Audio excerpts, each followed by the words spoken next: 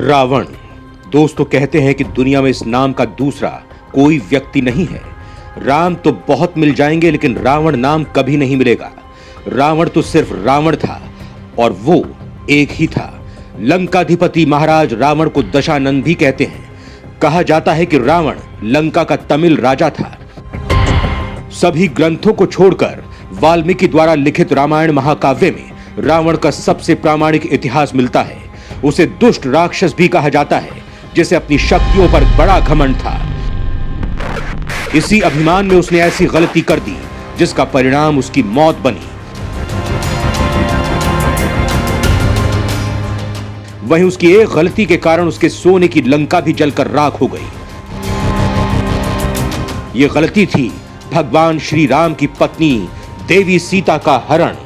अपने घमंड को पूरा करने के लिए उसने एक पराई स्त्री को जबरदस्ती अगवा करके उसे अपने घर ले आना उसके विनाश का कारण बना। रावण की इस दुर्दशा का अंदाजा उसकी पत्नी मंदोदरी को शायद पहले ही हो गया था।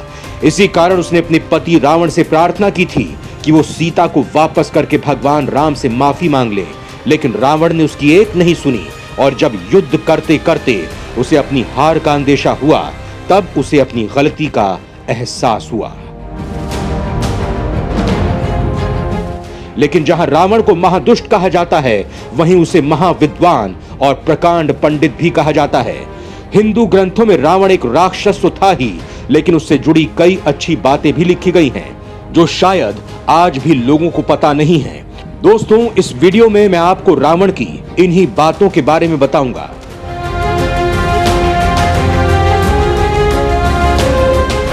ब्रह्म राक्षस था रावण। दोस्तों, लोगों का यह मानना है कि रावण राक्षस होने के साथ साथ एक ब्राह्मण था, लेकिन यह सच नहीं है। रावण के पिता एक ब्राह्मण थे और उनकी माता कैकसी राक्षसी थी, इसलिए उसे ब्रह्म राक्षस कहा जा सकता है। वाल्मीकि रामायण के अनुसार रावण पुलस्त्य मुनि का पोता था, यानी उनके पुत्र विश्वश्रवा का पुत्र था।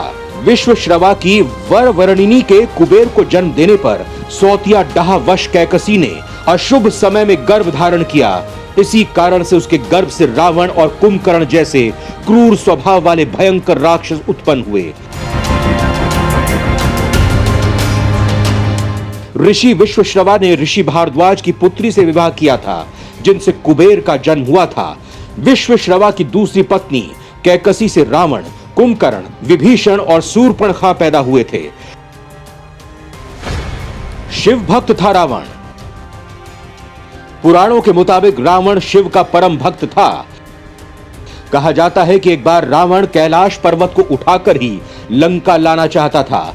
रावण को ऐसा करता देख भगवान शिव ने अपने अंगूठे से पर्वत को दबा दिया, जिस कारण रावण का हाथ भी दब गया और फिर वो शिव से प्रार्थना करने लगा और वो क्षमा करते हुए कहने लगा, शंकर शंकर, अर्थात क्षमा करिए, और स्तुति करने लग गया। ये क्षमा याचना और स्तुति ही कालांतर में शिव तांडव स्रोत कहलाया। कुबेर से छीनी थी लंका। सोने की लंका कहलाने वाली नगरी रावण की नहीं थी। रावण ने लंका नहीं बनाई थी, बल्कि लंका का निर्माण भगवान शिव के कहने पर देवताओं के शिल्पकार विश्वकर्मा और कुबेर ने मिलकर समुद्र के मध्य त्रिकुटाचल पर्वत पर इसका निर्माण किया था। त्रिकुटाचल के बारे में कहा जाता है कि ये त्रि यानी तीन और अकुटाचल यानी पर्वत यानी लंका का निर्माण तीन पर्वत श्रृंखलाओं से मिलकर किया गया था, जिसके पहले पर्वत का नाम सुबल वही स्थान है जहां पर भगवान राम और रावण के मध्य भयंकर युद्ध हुआ था। इस पर्वत के दूसरे भाग को नील कहा जाता है। इसी स्थान पर लंका का महल था। इस पर्वत का सबसे सुंदर भाग सुंदर पर्वत था, जहां पर अशोक वाटिका थी। इस स्थान पर माता सीता को रावण ने रखा था। कहा जाता है कि रावण ने अपने सौतेले भाई कुबेर को लंका से हटाकर वहां खुद का राज्य कायम किया था। धनपति कुबेर के पास पुष्पक विमान था, उसे भी रावण ने छीन लिया था। लेकिन दोस्तों, इसके बावजूद भी लंका में रावण के शासन को ज्यादा माना गया। यहाँ लोग आज भी रावण को भगवान की तरह पूजते हैं। वहीं भारत में भी कई स्थानों पर रावण को राक्षस नहीं मानकर परम ज्ञानी मानते हैं। यहाँ दशहरे पर इसके पुतले को जलाते नहीं हैं, बल्कि इसकी पूजा करते हैं। यहाँ के कानपुर में स्थित कैलाश मंदिर में भी रावण की पूजा होती है, जो सिर्फ दशहरे में खुलता है, जो रावण के दहन से पहले ही बंद कर दिया जाता है। माता पार्वती के श्राप से जली थी लंका। पुराणों के मुताबिक लंका भगवान शिव के आदेश पर बनाई गई थी, जिसे देवताओं के शिल्पकार विश्वकर्मा और कुबेर ने मिलकर बनाई थी। लेकिन रावण ने छल से लंका प्राप्त की थी, जिससे माता पार्वती को बहुत क्रोध आया था और क्रोध में ही उन्होंने कहा कि सोने की लंका एक दिन जलकर राख हो जाएगी। और हुआ भी वही।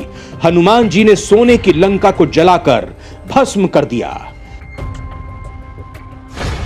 परम ज्ञानी था रावण। रावण एक कुशल राजनीतिज्ञ, सेनापति और वास्तुकला का मर्मज्ञ होने के साथ साथ ब्रह्मज्ञानी और बहुविद्याओं का जानकार था। उसे मायावी इसीलिए कहा जाता था क्योंकि वो इंद्रजाल, तंत्र, सम्मोहन और तरह तरह के जादू जानता था। उसके पास एक ऐसा विमान था जो किसी दूसरे के पास नहीं था। इन सभी के कारण सभी उससे भयभीत रहते थे। जैन शास्त्रों में रावण को प्रति नारायण माना गया है। जैन धर्म के 64 शलाका पुरुषों में रावण की गिनती की जाती है। जैन पुराणों के अनुसार महापंडित रावण आगामी 24वीं में तीर्थंकर की सूची में भगवान महावीर की तरह 24वें तीर्थंकर के रूप में मान्य होंगे। इसीलिए कुछ प्रसिद्ध प्राचीन जैन तीर्थ स्थलों पर उनकी मूर्तियां भी प्रतिष्ठित हैं। 10 सिर होने का सच। कुछ विद्वान मानते हैं कि रावण के 10 सिर नहीं थे, लेकिन वो 10 सिर होने का भ्रम पैदा करता था। इसी कारण लोग उसे दशानन कहते थे।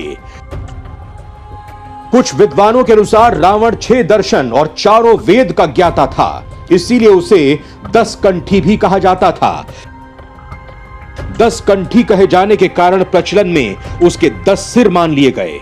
ज्यादातर विद्वान और पुराणों के अनुसार यही कहा गया कि रावण एक मायावी व्यक्ति था, जो अपनी माया के द्वारा 10 सिर के होने का भ्रम पैदा कर सकता था। उसकी मायावी शक्ति और जादू के चर्चे जग प्रसिद्ध थे।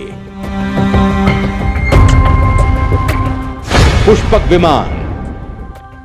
पुष्पक विमान का प्रारूप एवं निर्माण विधि ब्रह्म ऋषि अंगिरा ने बनाई थी और इसका निर्माण, डिजाइन और कार्यक्षमता को भगवान विश्वकर्मा ने निर्मित किया था। इस अद्भुत रचना के कारण ही वो शिल्पी कहलाए। पुष्पक विमान की यही विशेषता थी कि वो छोटा या बड़ा किया जा सकता था। पुष्पक विमान में इच्छानुसार गति होती थी और बहुत से लोगों को यात्रा करवाने की क्षमता भी। यह विमान आकाश में स्वामी की इच्छानुसार भ्रमण करता था, यानी उसमें मन की गति से चलने की क्षमता थी।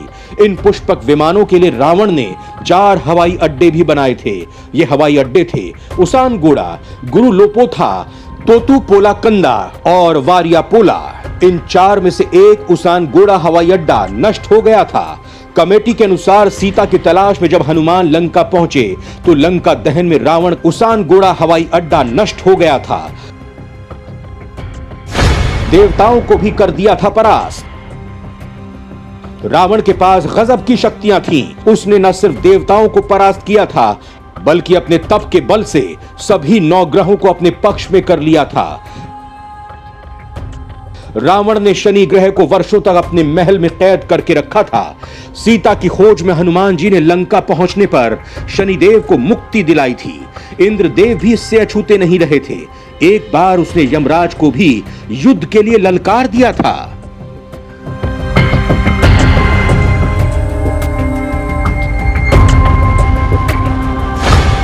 रावण की नाभि में था जीवन। ऐसी मान्यता है कि रावण ने अमृतत्व की प्राप्ति के उद्देश्य से भगवान ब्रह्मा की घोर तपस्या कर वरदान मांगा, लेकिन ब्रह्मा ने उसके इस वरदान को न मानते हुए कहा कि तुम्हारा जीवन नाभि में स्थित रहेगा। रावण की अजर अमर रहने की इच्छा रह ही गई। यही कारण था कि जब भगवान राम से रावण का युद्ध चल रहा था तो रावण और उसकी सेना राम पर भारी पड़ने लगी थी। ऐसे में विभीषण ने भगवान राम को यह राज बताया कि रावण का जीवन उसकी नाभि में है, नाभि में ही अमृत है। तब भगवान राम ने रावण की नाभि में तीर मारा और रावण मारा गया। रावण का अंत उसके कर्मों के कारण हुआ था, इसीलिए उसमें कई गुण और पराक्रम होने के बाद भी वो अपनी दुष्टता के लिए ही याद किया जाता है। उसकी दुष्टता के पीछे रावण के सारे गुण छिप गए और उसका अंत हो गया।